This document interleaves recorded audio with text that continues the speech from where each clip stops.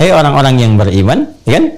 Jika engkau diseru mendengar tentang seruan ya di hari Jumat menuju zikir kepada Allah untuk menunaikan salat Jumat, fas'au ila dzikrillah, maka bergegaslah, bersegeralah.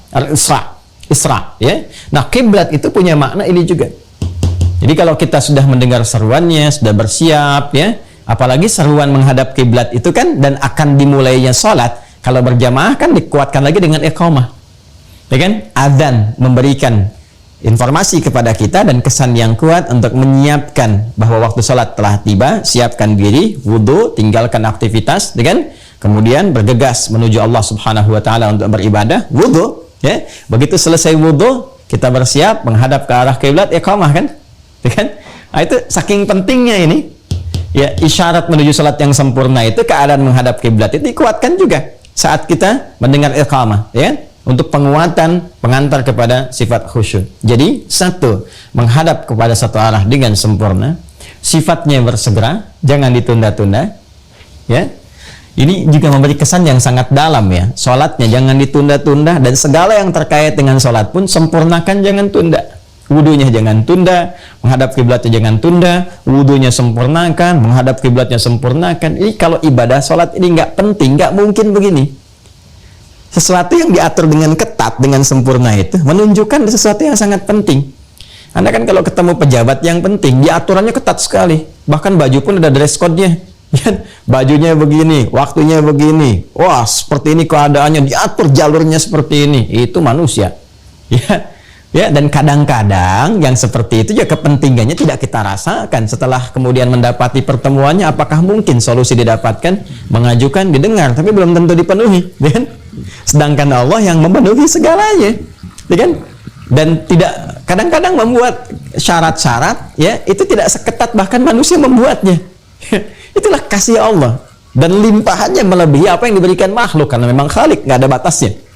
Ya, karena itu ketika kita memiliki informasi-informasi, mendapatkan informasi dalam fikih tentang hal yang ketat pada satu pelaksanaan, ya, ini menunjukkan ada sesuatu yang sangat besar manfaatnya yang diinginkan oleh Allah kita dapatkan, sehingga jangan miss sedikit pun, ya, jangan terlewat, ya, sebab Allah tidak menginginkan kita gagal mendapatkan kemuliaan-kemuliaan di balik itu, ya, ada hal-hal besar yang bisa kita dapati di baliknya. Kemudian teman-teman sekalian, ini juga mengandung arti al-qabulul jayyid awil kamil, ya kan? Penerimaan yang baik atau sempurna. Ini ada, saya buat garis miring seperti ini untuk memberikan kesan. Ya, memberikan kesan sebaik apa kita mencoba untuk mengoptimalkan menghadap ke arah kiblat itu, ya kan? Dengan sempurna itu, dengan sesegera itu, sesuai dengan kadar kesungguhan kita, sesuai dengan kadar keseriusan kita, seperti itulah kemudian Allah akan menerima usaha kita. Kalau yang biasa-biasa baik, ya diberikan sesuai kadarnya baik, kan? Kalau dia kemudian sungguh-sungguh, serius, mencoba menyempurnakan, Allah berikan juga yang sempurna sesuai dengan kadar usahanya.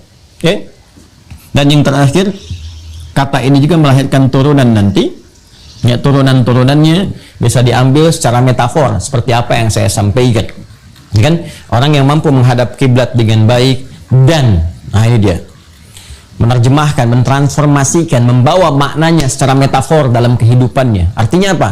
Mengarahkan segala hal dalam kehidupannya hanya tertuju kepada satu arah saja, ke kiblat. Ya, metafornya adalah menunjukkan semuanya itu ditujukan lillah saja, untuk Allah Subhanahu Wa Taala yang tidak punya batas dalam segala hal, termasuk melampaui segala yang kita batasi, ya, baik arah, tempat, dan sebagainya. Maka ketika semua tertuju, latihan kan dilatih kita dalam sholat untuk terkoneksi dengan Allah. Karena itu ibadahnya disebut dengan sholat, seperti yang pernah saya terangkan dulu, ya, yang melatih kita, mengoneksikan, menyambungkan diri kita, ya, kepada Allah Subhanahu Wa Taala. Jadi kalau metafor kiblat ini dibawa dalam kehidupan kita, menjadikan semua lillah, maka rahmat Allah akan diturunkan, dicurahkan kepada kita, dan hubungan kita menjadi mendekat dengan Allah Subhanahu Wa Taala, ya kan? Semuanya karena yang satu, semua diarahkan kepada Allah, ya kan?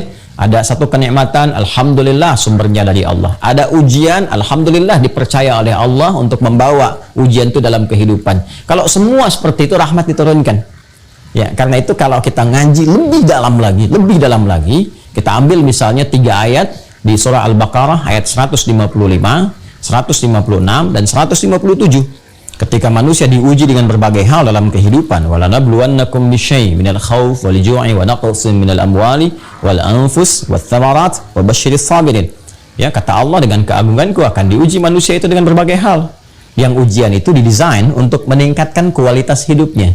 Bukan ingin menjadikan hidup manusia bermasalah, tapi meningkatkan kualitas hidup, belajar dari persoalan itu untuk mengatasi persoalan lebih besar di step berikutnya, di tahap-tahap berikutnya.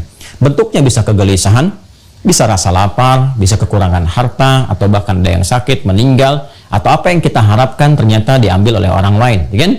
Dan berikan kabar gembira Muhammad SAW pada orang sabar. Siapa orang sabar itu?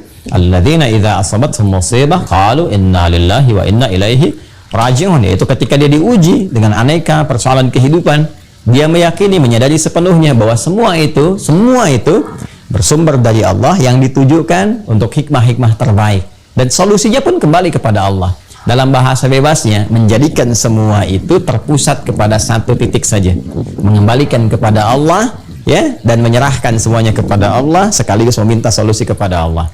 Ayat 157-nya, ulaika alaihim salawatum mir rabbihim wa rahmah. Mereka itulah orang-orang yang dipuji oleh Allah Subhanahu wa taala, diberikan pujian karena tahu bagaimana cara mengatasi persoalan. Mereka tahu seninya, mereka tahu solusinya karena memanfaatkan Al-Quran sebagai pedoman, ya kan? Lalu dipuji dan diberikan rahmat. Ulaika humul muhtadun, dan saking dekatnya dengan Allah diberikan jalan-jalan, solusi-solusi, petunjuk-petunjuk untuk mengatasi berbagai persoalan kehidupan itu. Indah sekali. Ya, jadi di kiblat itu bukan hanya persoalan menghadap ke arah Ka'bah, Masjid Al-Haram, ya, dan lain-lain sebagainya yang mengiringinya, tapi lebih daripada itu ada makna ini yang kita dapati. Nah, sekarang dari titik ini saja, kalau kita bawa ke nuansa syariat kemudian, ya, melompat sedikit, ya, pernah nggak dapatin makna-makna ini? Seperti manfaat sholat yang pernah kita uraikan itu, dari 5 itu berapa yang sudah diraih? Nah ini, ya, apakah sudah ada sikap bersegera ketika menghadap kiblat? Jangan-jangan sudah qomat pun masih main handphone, ya kan? Di masjid udah kedengaran kok pakai speaker, Allahu Akbar, masih sibuk nonton sinetron, ya kan? Coba lihat, harusnya kan sifatnya bersegera. Ya, pantas, tuntutan sih begitu banyak. Ya Allah, aku mengharap rahmat-Mu. Rahmat dari mana kalau Anda perangkatnya nggak pernah diikuti gitu, ya kan? Ya, persis orang pengen samara, ya kan? Sakinah, mawadah, dan rahmah, tapi kuncinya nggak pernah dibuka untuk membuka pintunya itu, nggak pernah digunakan.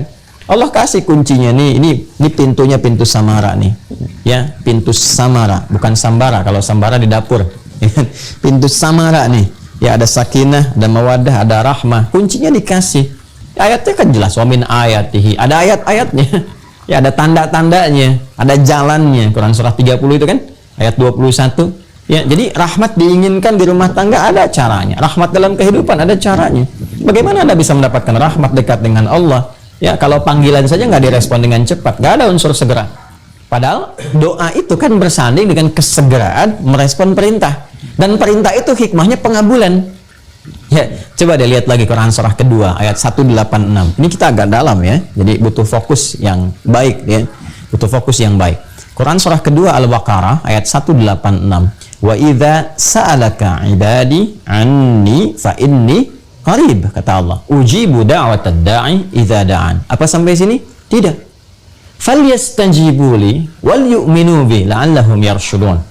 Dan jika hamba-hambaku Muhammad sallallahu alaihi wasallam, kan, mengonfirmasi, bertanya kepadamu, meminta petunjuk cara untuk mendekat kepada Allah, katakan pada mereka, aku sangat dekat dan aku mengetahui motif mereka untuk mendekat, isi hati mereka. Ya, sampaikan pada mereka apapun yang mereka minta, kalau berdoa itu benar, aku akan kabulkan.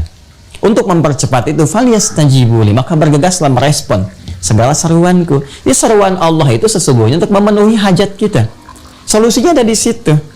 Memaksa sholat itu supaya dari hasil sholat itu membuka jalan pada kita untuk menyelesaikan persoalan-persoalan kehidupan. Falah itu, hayya 'alas shalah, hayya 'alal falah.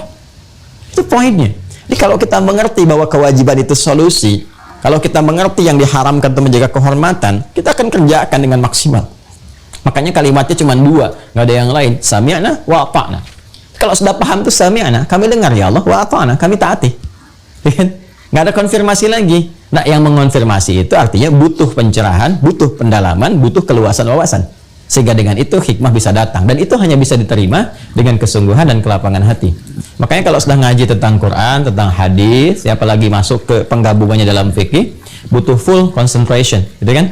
Nah, jadi kalau bedakan dengan yang lain-lain, ya, ikut Zoom tuh, yang lihat, kan? Kalau sambil rebahan ya sekilas-sekilas saja masuknya nanti. Nah, maka kalau waktunya pun nggak maksimal kita bisa itu, pelajari lagi saat kita bisa fokus, sehingga manfaatnya lebih cepat kita dapatkan. Karena kalau semua 3 bagian diri kita secara fisikal, mata memandang, telinga mendengar, kan? Kemudian akal mencermati, mengikat itu, dan hati menghayatinya, 3 itu